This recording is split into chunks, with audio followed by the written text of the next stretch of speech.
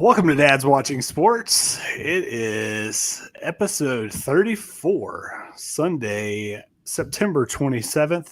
Welcome to the show. And guys, how are you doing out there? Kyle, I know you're right in the middle of your Saints plan tonight against the Green Bay Packers in Sunday Night Football. How are things looking for the Saints? Right now, down 13-10 with just got the ball back. Held the Packers to punt, and hopefully Drew can do something in the next 2.5 minutes, roughly. There you go. Well, hopefully, as people are listening to this throughout the week, they will be celebrating a Saints victory with yourself. And so, everybody can't be 3-0 like the Titans. But guys, we are broadcasting live on our Facebook page and the RTF Sports Network Facebook page. We are also, you can catch us anytime, anywhere if you download our show. And if you're doing that, we appreciate you for doing that. And if you do download the show, do us a huge favor. Give us a rate, review, do everything. We want to do that. TJ Burns says, hello, boys. TJ, your boys got a big win late last night. They held on against Vandy, which is a little bit of a surprise. So the Aggies held on there. We'll talk some SEC football in just a second. Matt, how are you doing, sir? I'm great. How are y'all? Man, we're hanging in there. We were hanging in there. So I mentioned RTF Sports Network. Guys, we got some exciting news. The RTF Sports Network is rebranding to the All Access Sports Network, which I'm very excited about. That means people get all access. But we're excited about that. And so stay tuned. If you're an RTF Sports Network fan, you've got a lot of great shows that you can check out on their streaming. And so if you do that, make sure you check out All Access because everything will be moving over in the next couple of weeks to that. But we're very excited to be a part of that moving forward. So, guys, a couple of things. We'll get kicked off right off the bat. We mentioned last week we've got a fundraiser that we're doing through the rest of the month. It is for St. Jude Children's Research Hospital. So if you're watching the show right now or if you're streaming with us, go to our Facebook page, which is just facebook.com/dadwatchingsports. You'll see it tagged at the top, our fundraiser for St. Jude. So go on, do that. If you're listening to the show, if you're in your car, don't do this while you're driving. But if you're listening to the podcast, pause it right this second. And then when you come back, you can listen to the rest of the show. But pause it right now and go to our Facebook page and make a donation to St. Jude's. We're going to do that through the end of the month, which is for the next 3 days. Our goal is $500. Guys, I know we're going to get there. Worst case scenario, be ready to pony up, boys. But anyways, guys, let's get into some topics. It is SEC football is finally here. Guys, we had a great weekend in weekend one. Kyle, just some initial thoughts on the first week of SEC football. Look, everybody knows I am a Mississippi State fan, and is there any other game to talk about other than the Bulldogs going into Death Valley, Mike Leach's first game as an SEC head coach, and just beating the brakes off of the defending national champs? That was quite the surprise. I don't know that a lot of people had LSU in that losing that game, and I think the biggest surprise was not only that Mississippi State won, but just the way that they did it. Kyle, you and I have watched a lot of Mississippi State football. I have never seen quite an air attack quite like they had in Baton Rouge on Saturday. Yeah, I mean, I had flashbacks to about 1997, 98 with a guy named Tim Couch in white and blue slinging the ball all over the place. Yes, that's right. Leach was his offensive coordinator under Hal Mumme, so it was they were definitely throwing the ball around a little bit there. Matt, your Hogs looked really good from the first half, and then the wheels kind of fell off against the Bulldogs there in Fayetteville. Yeah, the offense has got to they got to get the ball moving a little bit. I feel like if we didn't have the ball 10 minutes, or if our defense wasn't on the field 10 more minutes than theirs, that we would have stood a better chance. But they were just stopping the run. We couldn't get the run game going, which hurt us. Yeah, that it did. Well, we all made some picks going into week one. I'm going to put those up on the screen, and you can see kind of how we did. Everybody obviously lost the LSU game. We all picked LSU to beat Mississippi State. Kyle got a correct pick with the Tennessee Volunteers. They squeaked one out against South Carolina. That was actually a really good game. And then my beloved Wildcats fell to Auburn, and I missed that. So Kyle 6-1, Matt 5-2, and me 4-3. So Kyle got the early lead in our picks. How are you feeling coming off week one, Kyle? Look, I have told y'all. I played college football, therefore I know it better than you. Yeah. I don't know. I know you're not on social media, Kyle, but when we posted these picks originally on our Facebook page, somebody commented like, how can Kyle pick? I think it was your pick of Tennessee. And I responded with, well, come on, don't you know Kyle played college football. So he obviously is going to know who's going to end up being a better winner there. And I was right. Yeah, you got lucky. Garantano is trash either way you look at it, and so. Well, Tennessee's 1-0, and your Cats are 0-1. So. Well, just look who they played. Look who they played. We went on the road to the number 8 team in the country, and they played South Carolina, who probably will win 2 games. And one of those will be over Arkansas if they play. I don't know if they don't play South. They don't play South Carolina, you moron. Well, good news for Arkansas. They don't have to lose to South Carolina. They'll lose to everybody else, though. We'll see next week if you want to work on that crapper over there, Kyle. You are absolutely right. We will see your offense that couldn't get anything going against a team that went down to Baton Rouge and put up 44 and threw for over 600 yards. Good luck. Against depleted LSU, yes. And that depleted LSU is still going to beat the brakes off your Hogs. I don't know about that either.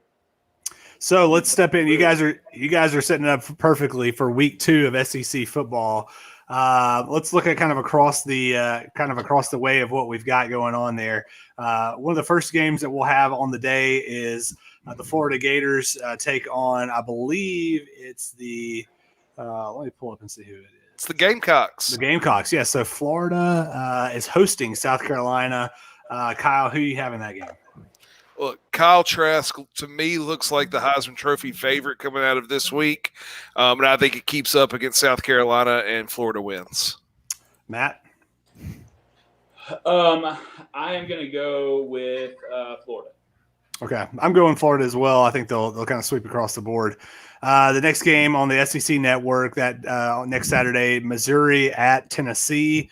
Tennessee, again, coming off their win of South Carolina, Missouri, getting handled pretty well by Alabama. Anybody think Missouri stands a chance here? No.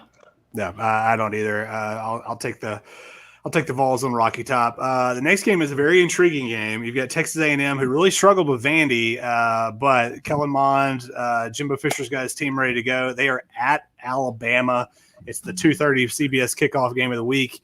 Matt, I know TJ is probably going to comment here in just a second, but Matt, who you got? You got the Aggies or the Tide?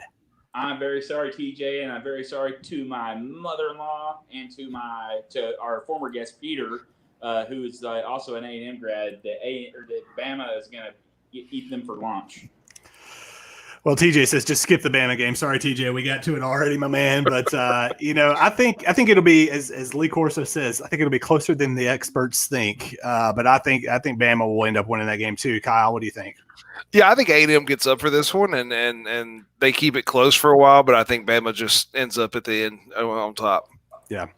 My beloved Wildcats host the school up north, Kyle. Ole Miss comes into Lexington for a 4:00 SEC network kickoff. I got to go with my heart. There's no way I could possibly pick Ole Miss to win this game. So I think Kentucky bounces back after a poor showing at Auburn, at least in the second half.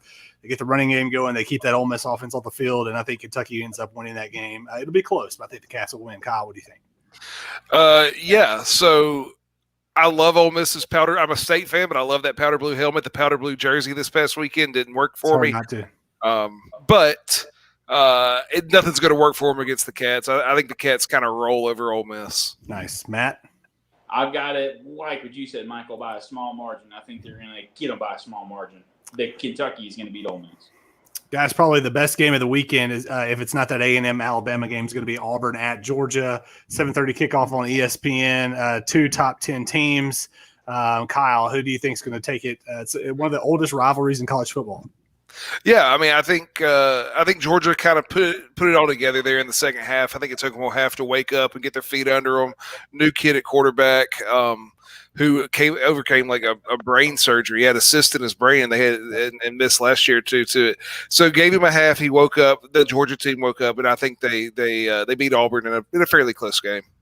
Matt, you got the War Eagle or you got the Dogs? I hate that phrase War Eagle, but I am going to go with Auburn because I feel like that the Auburn offense is a bit more explosive than Arkansas's, and I feel like they're going to be able to stretch them out. And I think Auburn also has one of the best defensive lines in college football. Yeah, Auburn really looked good. I mean, Bo Nix, he's not going to put up just phenomenal numbers, but the guy's very consistent. He doesn't throw an interception. I think he's near 300 straight completions without an interception or attempts without an interception. So I think Seth Williams, I don't know if you saw the one-handed grab that he had in the second half against Kentucky, but that guy's a man. I'm going to take Auburn in a little bit of an upset pick in that game. Here is the battle that we've all been looking for, and I can't wait to discuss on next week's show. Arkansas at number 16, Mississippi State. Kyle, does Costello have another 600-yard game in him at the home opener at Scott Field, Davis Wade Stadium at Scott Field? Look, if you just look at all of the Mike Leach quarterbacks that have come out and put up big numbers, they don't put up big numbers one week and not the next. He's going to put up big numbers, and Arkansas is not going to be able to keep up. Hail State. Matt, I have a feeling that you probably differ. I do, yes, because I will say that Arkansas had 4 defensive backs out because of COVID who were on their second week of second week of quarantine. So they will all be back next week. Hopefully, we don't have any more defensive backs or starters get COVID. And I hope hope that both teams are at full strength, so Kyle can't come in and complain, or I can't come in and complain when Arkansas or Mississippi State wins. But I do think the Hogs are going to win, honestly, in a bit of a landslide. Okay, interesting. Well, I will. I'm going to say Mississippi State. I don't think they put up the numbers that they did in Baton Rouge, but I think State pulls out.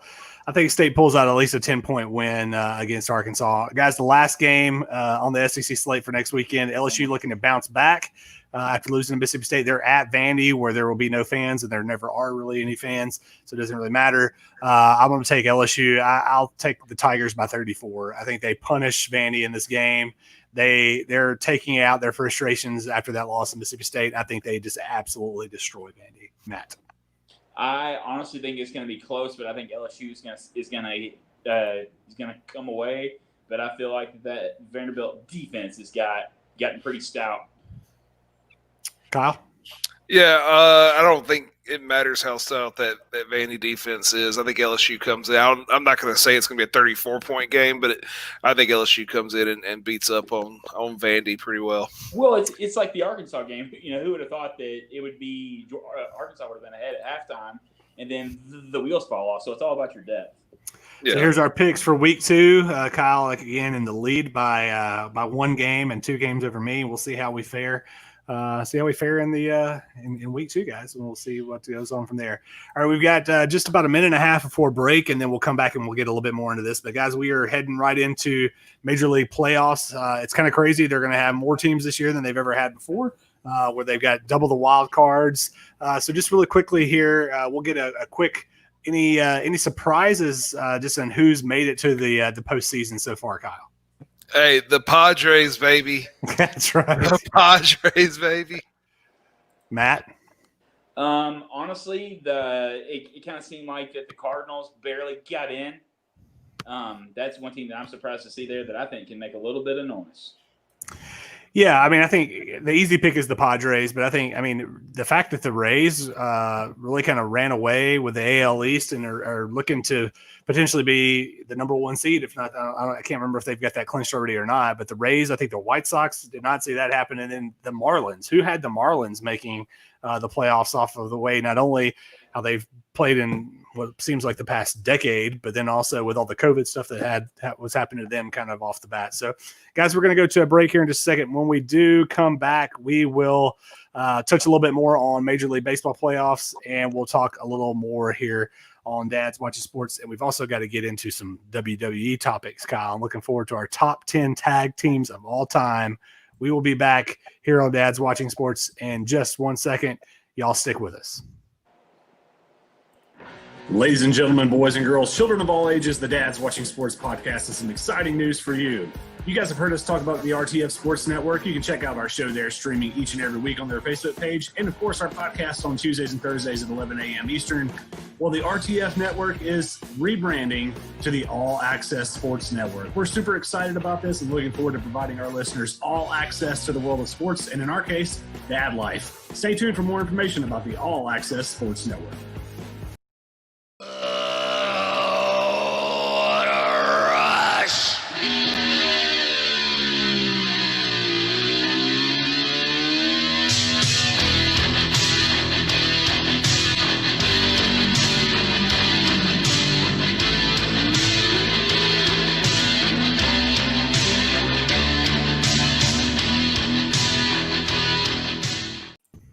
And we're back here on Dad's Watching Sports. Michael Draper, Matt Kirk, Kyle Castles. Guys, we'll get into it in just a few minutes, but you heard that intro music bringing us in from the break, and that is the Road Warrior / Legion of Doom theme song. Road Warrior Animal passed away this past week. John Laurinaitis, his son James, played for the Ohio State Buckeyes, and so we'll definitely touch on that here in just a minute. But wanted to get back into some MLB talk, the playoffs, before we move on, because we didn't really get a lot of that in really quickly. So, guys, the field is kind of set in terms of the wild cards and then everything going on after that. If you look across this kind of the first round, Matt, any upset picks you got there? I think the Cardinals are going to make a run. So that's who I've got going on around. I feel like they got in on a little bit of luck, and I feel like that's going to carry over for them. Kyle? Look, I don't have a problem with that Cards pick other than I'm a Cubs fan. I just couldn't make the pick. So thank you, Matt, for making it. But the ones I can make, in the NL, I think the Reds beat the Braves in the first round because it's the Braves and they just don't win in the postseason. And then I actually like the Blue Jays over the Rays in the first round. Okay, nice. Very nice. Well, you got mine. I've got the Reds over the Braves. I think one, because like you said, it seems like the Braves always struggle when it comes to playoff baseball. And the Reds, I mean, really, if you look at their top three starters, including a Murfreesboro or Smyrna, Tennessee product, Sonny Gray, the Reds have a great pitching staff to really kind of get them. If they can get those three guys going 1, 2, 3 and get some wins, I think the Reds could really make a very surprising run here. So I'll go the Reds in the upset pick. Guys, last topic on Major League Baseball. Now that we have kind of a picture of what the playoffs are going to look like, we'll give you a chance to audible here in terms of your World Series picks. Kyle, I'm going to go to you first. Who you have go into the World Series? We won't talk about who wins, but who do you have in the Fall Classic? I still got to go with just the most talent, and to me, that's still the Yankees and Dodgers. So I may kick myself for that, but I'm sticking with my pick. Okay, I'm gonna change my pick completely, and it's not because I've watched a tremendous amount of baseball and have some insider info. It's just because I feel like it. So, Kyle, I'm actually going with your Cubbies. I'm going to take the Cubs, and I'm going a little Cinderella story, at least in terms of not a mainstream name. I'm going the Twins. Playing the Cubs in the World Series, which I would be very excited about. Matt, who do you have for your World Series pick? I am going to go with two teams that probably a little bit of a wild card here, but okay. Well, not a little bit, it is. But I'm going to go with the Indians, and I'm going to go with the Cardinals.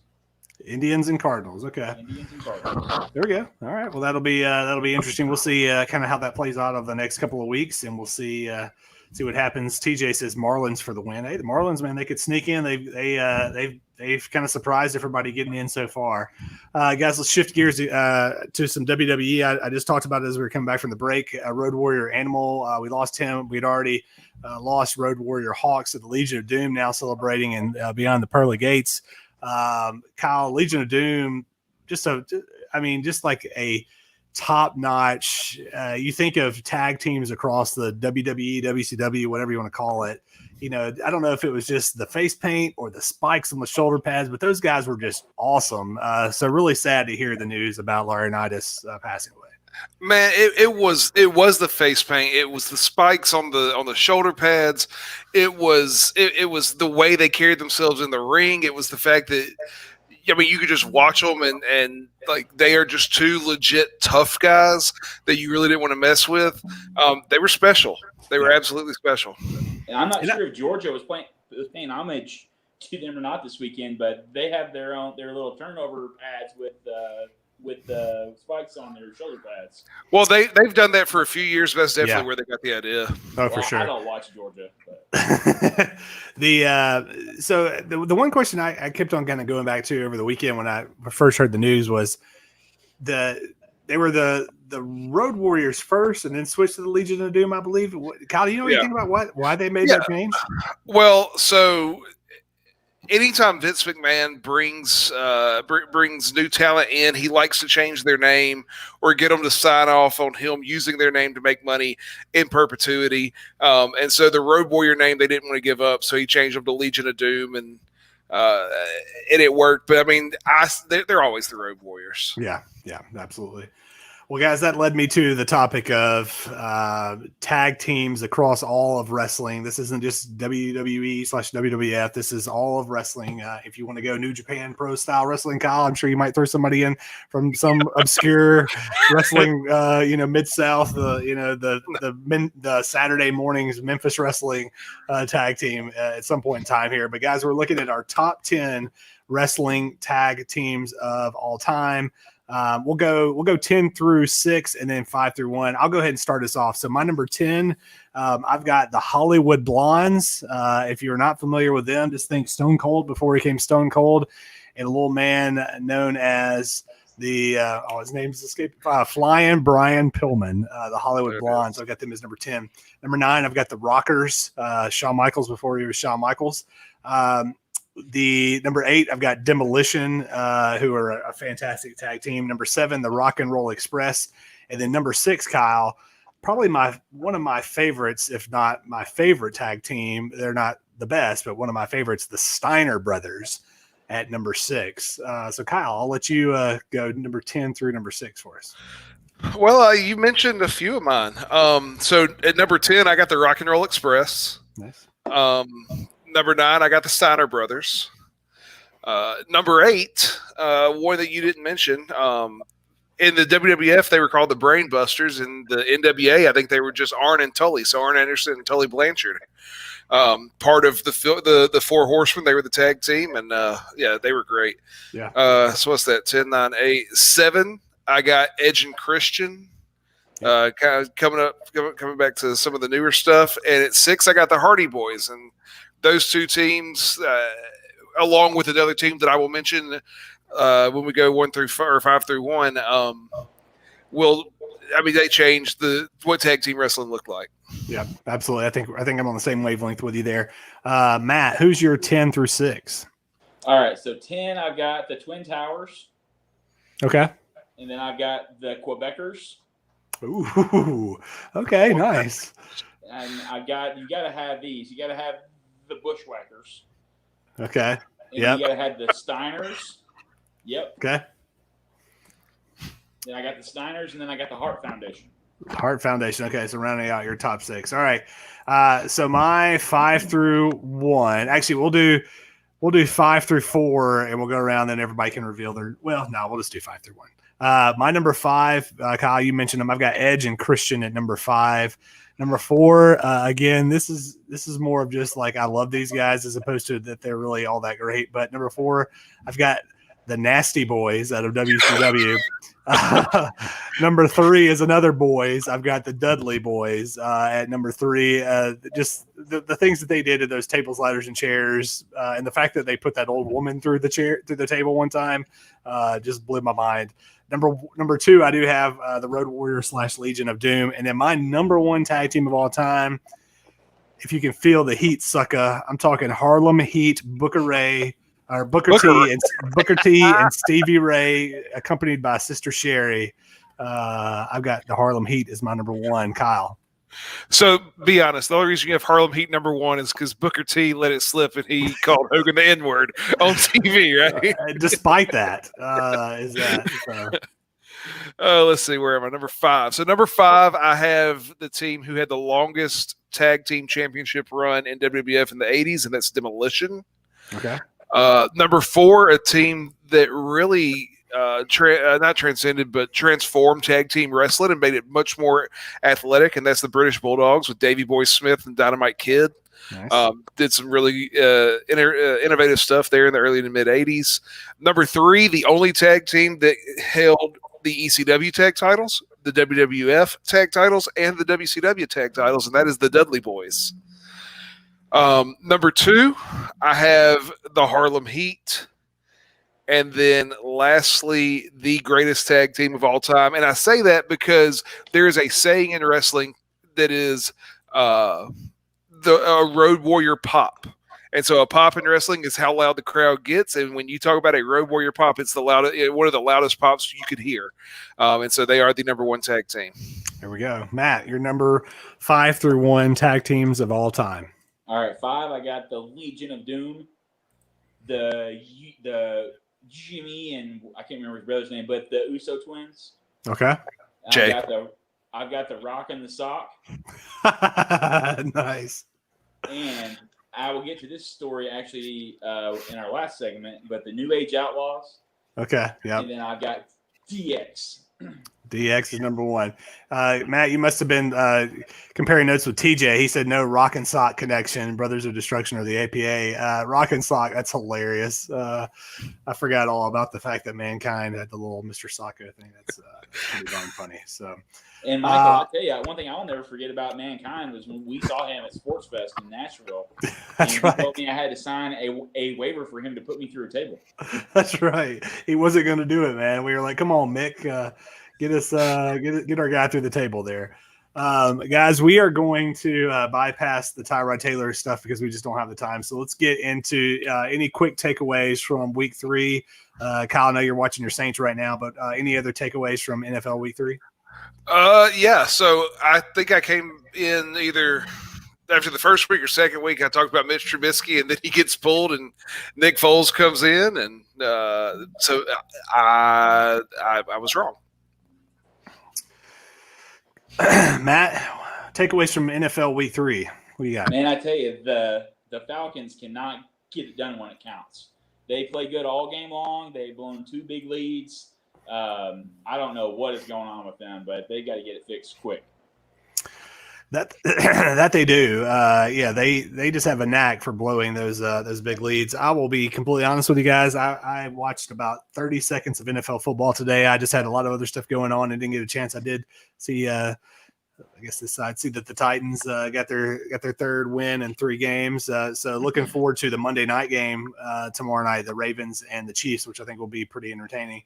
Guys, we got 2 minutes here before we go to break, and we're going to be joined by Pat Thomas after the break, and we'll kind of get into that after the break. But we are just a few days away from the NBA Finals. The Lakers have already punched their ticket. They beat the Nuggets 4-1 in that series last night. Right now, the Heat are up 15. Or make that 13 with 1 minute and 50 seconds left. So it looks like it could be Lakers and Heat. So we'll just for the fact of this show, we're going to assume a Laker Heat final. We got 1.5 minutes. Matt, your thoughts? Well, I can already tell you who I think is going to win because, I guess it doesn't matter at this point. But I do not want the Los Angeles Lakers to win. I want the Heat to win. Kyle. Lakers are going to win. It didn't matter if the Celtics or the Heat came out. Well, I don't know, man. I mean, the Lakers, I think, definitely have the more talent. I mean, I don't think there's any doubt about that when you've got 2 of the best players in the world with LeBron, Matt, LeBron, and then AD. Their supporting cast has not been that great, but I think the Lakers are definitely the more talented team. But, man, when you look at the Heat, they've lost 3 games the entire playoffs, 2 or 3. They're not selfish. They move the ball around. It can be Jimmy Butler. It can be Tyler Hero. It can be Bam. They can get it done from a lot of different places. I think I'm going with the Heat. Yes, Matt. That was 4. They've lost 4 games. Okay. But they doubled their losses this past series to Boston. Yep, that they did. All right, guys, we're going to go to a quick break. When we come back, we're going to be joined by Pat Thomas. Pat's the dad of a good friend of ours, Ashton, and we're going to be joined by him here in just a few minutes when we get back from this commercial break. But we will be back with Pat on Dad's Watching Sports. Y'all stick with us, and we're going to talk a little bit more about some sports talk. We'll be right back after this break. Coming up next week on episode 35 of Dad's Watching Sports, fall is officially here, and the dads talk about their favorite fall festivities. Plus, with the wild card series completed, we'll touch on the AL and NL division series as the MLB playoff bubble takes full effect. And in honor of Trump v. Biden, we'll bring back the dad debate. This time it's all three dads as we debate some of the hottest topics in our lives in the world of sports. That and more on next week's episode of Dad's Watching Sports. Welcome back to Dad's Watching Sports. Michael Draper, Matt Kirk, and Kyle Castles. We're going to get to Pat Thomas here in just a second. We've got a little bit of technical issues. I'm going to see if Pat will call in. But guys, just really quickly, let's talk about. We were talking NBA Finals. So if you've got the Heat and the Lakers matched up, you take 1 through 5 or 1 through 6. Kyle, who do you think really kind of has the edge there? I mean, you're talking about the best player in the world, LeBron, and probably the easily top 5, maybe top 3 best player in AD. I don't care who the 1 through 5 is on the other side. They can't match up. Matt. And Matt, you're muted, Matt. I think you hit the nail on the head, Michael, when you were talking about this earlier. It's about depth, and there's 2 players that come off the bench for the Heat that I feel like will make the difference in this series, and that's Andre Iguodala and Tyler Hero. I think that those 2 are the reason why the Heat are going to win. There you go. All right, guys. We are joined now by Mr. Pat Thomas. Pat, how are you, sir? Hello, gentlemen. Thank y'all for having me with you this evening. Absolutely, Pat. We're just we're so glad to have you on. And this was kind of Matt's idea. And Matt, I'll toss it to you in just a second. But Pat, I know it's a tough time, and so we just can't thank you enough to come on and talk to us a little bit about Ashton and just the awesome life that he lived. But Matt, I'll kind of toss it over to you first, and then we'll just kind of get rolling here. Well, Pat, again, I echo what Michael said. I appreciate you taking your time to come on here. I know it's a really hard day for you. And, as the 3 of us, we do anything in the world for you.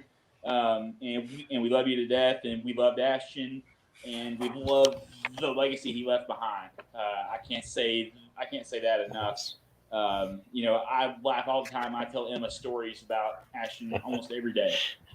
Oh, yes, sir. You have a few to share. Yes, sir. Yes, sir. Yeah. You definitely have a few to share. Like I say, I can't thank you guys enough. Big heartfelt, high five, fist bump, whatever. It was cool out there with you younger gentlemen. Me being an old guy, I'm still kind of catching up. So there we go.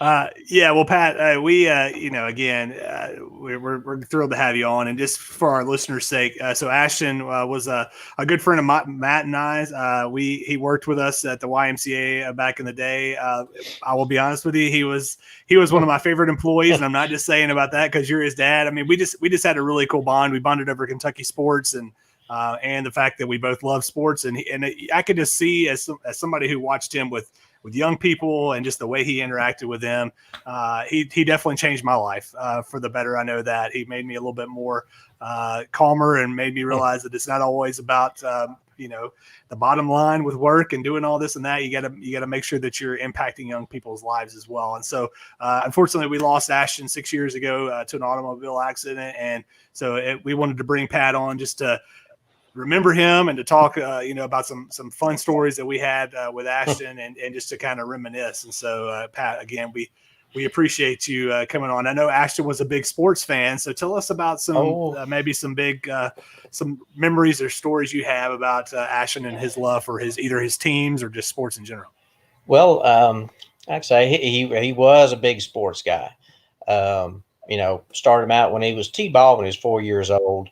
He started taking him tailgating at Kentucky football games. Again, not a rich man. So, football it was. Mm-hmm. So, 6, 7 years old, started taking him tailgating, we went to a few away games, but, we made the jaunt every weekend up to UK. And, we had some family up there and stayed with them. And, we did some awesome tailgating, and he did have a lot of good times. Like I say, when he got older, he started playing T-ball about 4, but he got kind of burnt out about 11 or 12. So that was kind of it for baseball. But then came the round ball. Okay. And which, Kentucky is most famous for. And, 3 years of Kentucky basketball camps, all with Tubby Smith. And Tubby. yes, it was Patino's team. If anybody wants to, Pat, no, you're killing me there. Come get on. in there. No. I love Tubby. Yeah, great guy. Actually, I met him every year. So that's to the testament of Tubby Smith. Like I say, you can say what you want about his coaching abilities or his win record or his teams, but just himself an outstanding guy. Like I say, just come out and meet parents of all races, genres, and classes every year, just to do that on his own time. He didn't have to. Was a pretty good testament. So we Mr. Ashton went to a Kentucky basketball camp for 3, maybe even 4 years, if I don't remember. So there he did perfect. And you gentlemen, I don't know if you play a little, on the court with him, but he did have a awesome form and jump shot. I'm not kidding. He could knock down the threes for sure. Yeah, he nailed it. Unfortunately, Mother Nature didn't bless him with a lot of height. So, being 5'6", don't really put you in a upper echelon of, basketball playing or positions. So, but he did love the sports. We got to go to a couple Braves games, so we can throw some baseball in there. Another mutual friend of yours and Y partner he ran around with was Chris Beverly, so he did get to meet some of the Titan folks here and there. So he pretty much cared for every sport, except I never did get him involved in soccer. So it is what it is. But all the other sports, he was diehard fan, loved it. Well, something that Matt and I can attest to is what we saw later on in his life was his ability to coach sports. Matt, I know you've got probably a really good story about that here in just a second, but I worked with Ashton and Matt, and I both did running youth sports for the YMCA.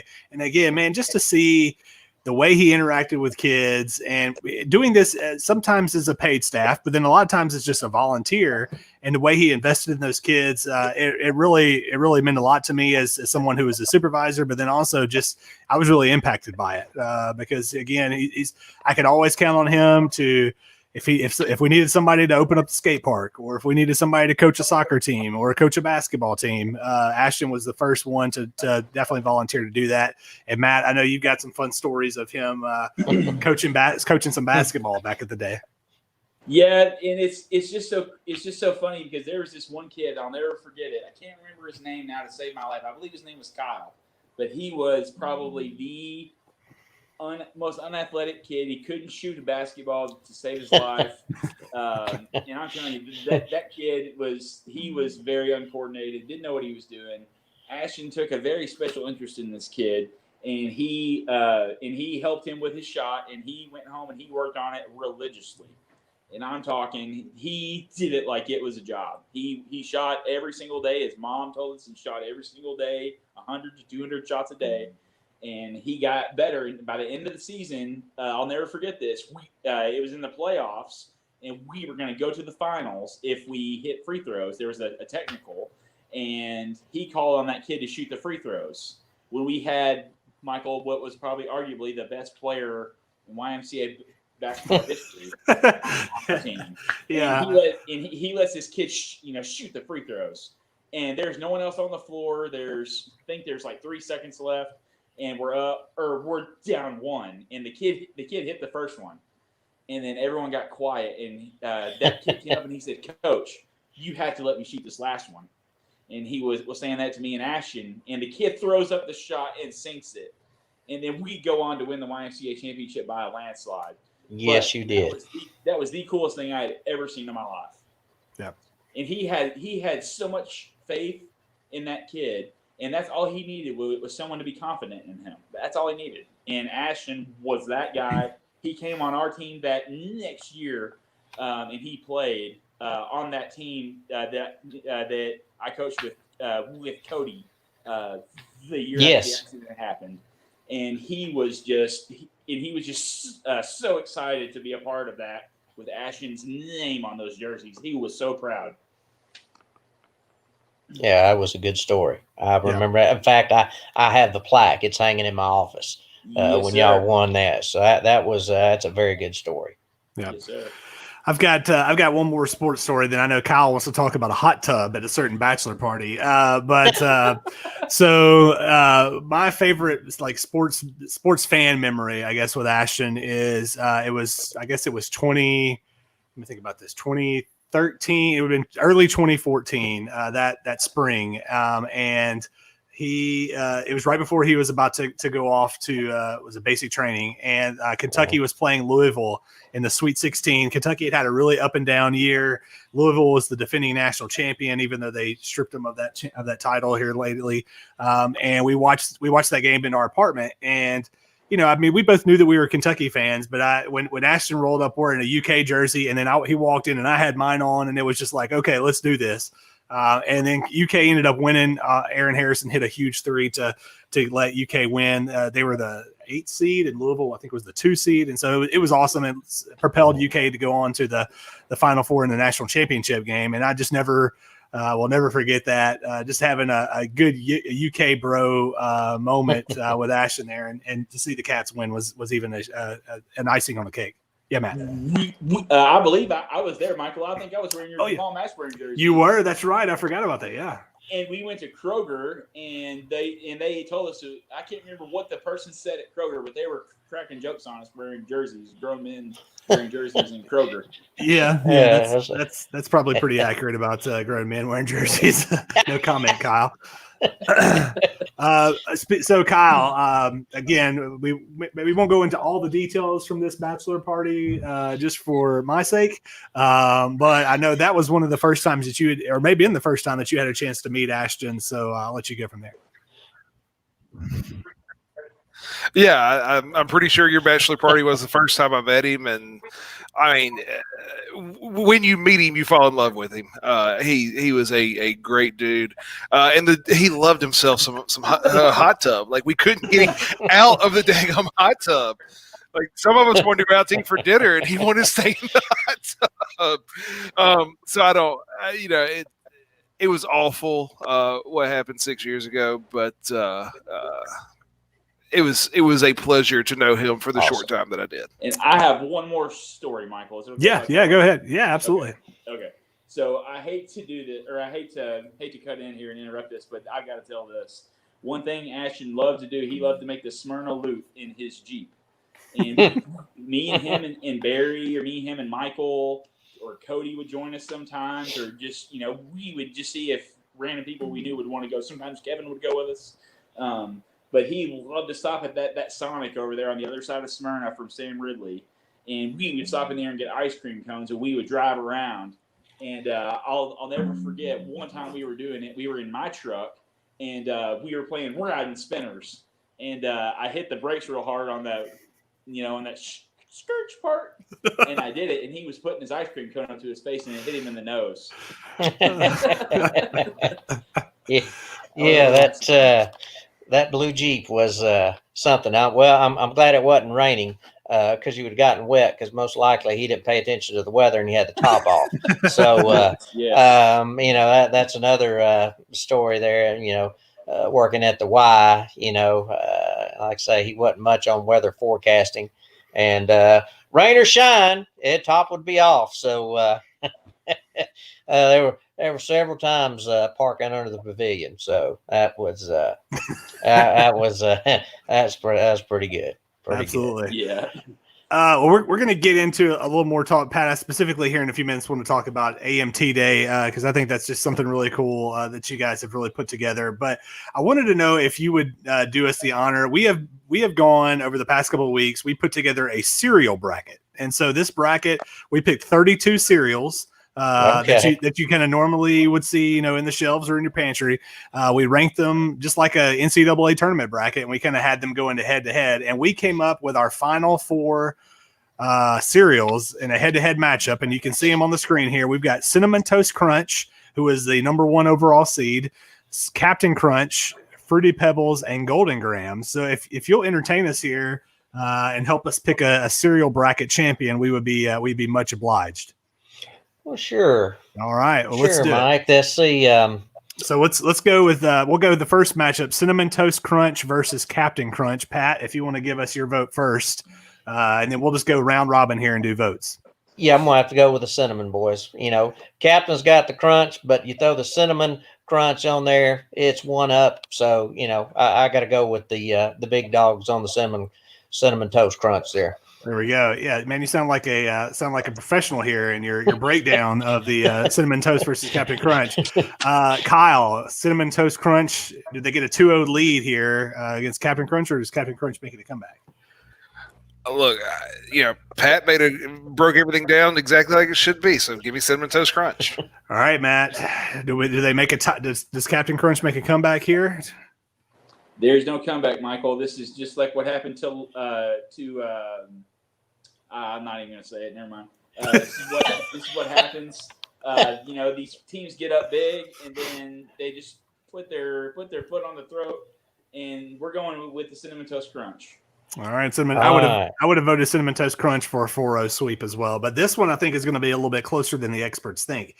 Fruity Pebbles, the 2 seed, against the other 2 seed, Golden Grams. Kyle, I'll let you go first. Fruity Pebbles or Golden Grams? So we went out Friday night as a family, because this is what you do on a Friday night as a dad with 3 kids and the oldest being 5, is you go out and you buy boxes of cereal to make sure you have your choices correct. I had to go with Cinnamon Toast Crunch, 1, because it's better, and 2, because Captain Crunch has coconut oil in it, and my 3-year-old is highly allergic to tree nuts, which includes coconut, so we couldn't buy that. But we bought the other 3, and I tasted Golden Grams and Fruity Pebbles Friday night, and I know for sure Golden Grams is better. Okay, I'll go with the second vote here. So we did the same thing in the Draper household. We bought all 4. I let my kids taste them as well. And it was kind of a consensus across the board that Fruity Pebbles was a fan favorite in the Draper household, especially amongst my kids. So I'm going Fruity Pebbles with the win here. That's 1-1. Matt, what do you think? And then we'll let Pat either break the tie or make us a tie or pick us a winner. I am going to go with the Golden Grams myself. I've always loved those as a kid. Okay, yeah, Pat, you can either tie us up or you can send Golden Grams on to the championship. Okay. Well, gentlemen, comparing the 2 cereals, you just can't go wrong with Fred and Barney. I'm here to say, the Golden Graham sounds like nothing against its taste, but I think there was an old lady show about Golden Graham. So there we go. I'm going to have to go all in with the Fruity Pebbles. Okay.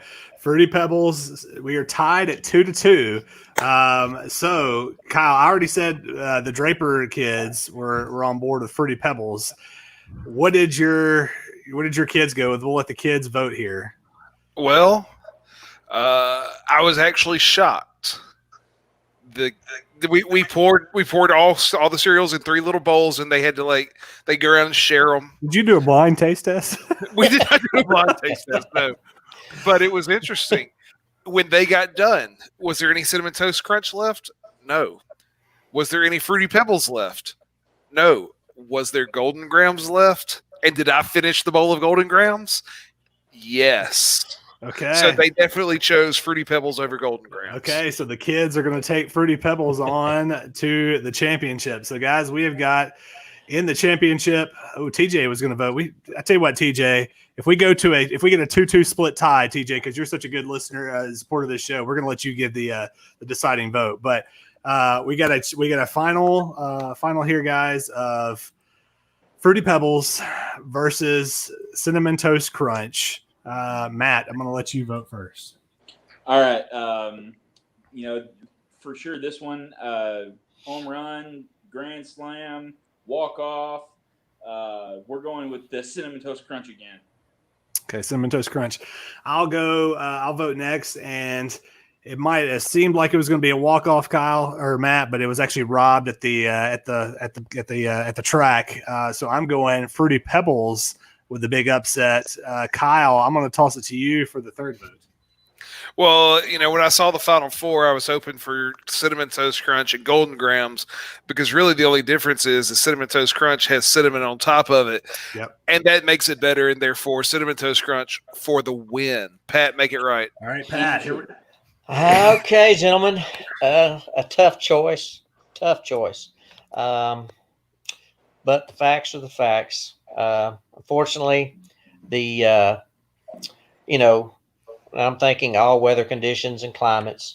The Cinnamon Toast Crunch is going to do much better during the winter months. Kids liking cinnamon and so forth. So I've got to go with the Cinnamon Toast Crunch for the win here. Sorry, Fred and Barney, but you're more of just a summertime only there, gentlemen. Where the Cinnamon Toast Crunch, I believe, is a more well-rounded seasonal cereal. We like it. And TJ votes Cinnamon Toast Crunch. So the winner of the inaugural Dads Watching Sports cereal bracket is the number 1 overall seed. We were chalk most of the way and we're chalk to the end. The number 1 overall seed, Cinnamon Toast Crunch, is the winner. Pat, thank you for helping us there. Guys, we've got just a few minutes left. Pat, so I really wanted to quickly toss it to you just to tell the listeners a little bit about AMT Day, kind of how you guys came up with it and what it means and what people could do, even though it's technically today, but what people could just do any day and kind of in memory of Ashton. Sure. It, when he was taken, and you've shared a few stories, I want your listeners know that, he cared. It didn't matter who you were, what situation, he cared. He was serving his country, everything from serving his country to helping little kids at the Y. I mean, you can't get a better range of, goodness, kindness, support than that. So, when he was taken, it was actually his aunt, my sister. We wanted to have something to pay it forward type, do some good deeds, do what he did, help people, good to people. So she actually came up because she used his initials. So we came up with acts made thoughtfully. AMT, Ashton Martin Thomas, acts made thoughtfully. So they kind of went hand in hand. Big shout out to my sis that, for coming up with that. So it's just something, just like a pay it forward. It's for something that you do. You can do it knowingly or have the person know it, but more important, it's just for something to do something good for somebody else. Whether you buy somebody lunch, you go help at a senior citizen home. I mean, across the board, anything that is a good deed. And gentlemen, especially in this time, we are in dire need of a lot more good deeds and care for one another. I just hate that, what the world or society is, especially for the little ones these days. But that's what, we just wanted to do something good for someone else, no matter how small or how big. And that's how that came about. Like I say, I typically try to do something for our military, our troopers that are serving.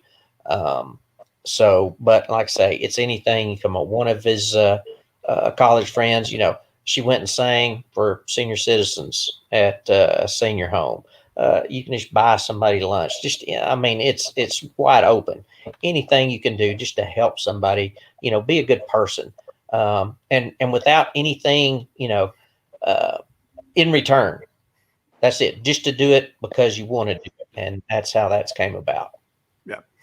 Well, I think it's awesome that y'all were able to put that together in his honor. And like you said, I mean, this is Ashton to a T. It's helping other people and not expecting anything in return, but just because that's out of the goodness of your heart. So, Right. Well, we've got to get out of here, Pat. We can't thank you enough for joining us. I know it's it's a tough day. It's been a tough time, Right. I know, but we can't thank you enough just to come on and help us honor Ashton in any way we can, and to continue his legacy that way. And we think about you and pray for you guys all the time, and we thank you so much for joining us on the podcast. Gentlemen, you keep it up. Like I say, with friends, it is a true testament of friendship that y'all are still remembering my son 6 years. That is awesome. That is awesome. Love you guys to death. You keep doing what you're doing. Live your life the way you've been living, because every one of you are doing a good thing. Well, thanks, Pat. Well, guys, we got to get out of here. This has been Dad's Watching Sports. We'll see you next week. Y'all take care. Be blessed. We'll see you next time.